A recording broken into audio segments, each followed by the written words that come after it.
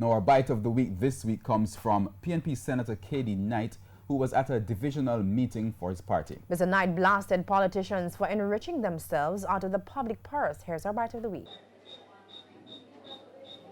Them used to drive a little car. Next thing you see them now, footing down the road in some big Benz and thing. So, where that money come from?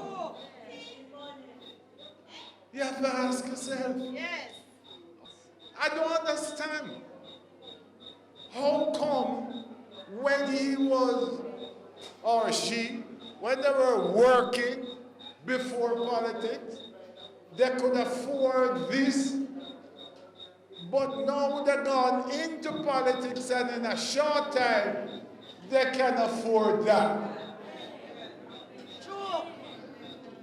We have to take a stand.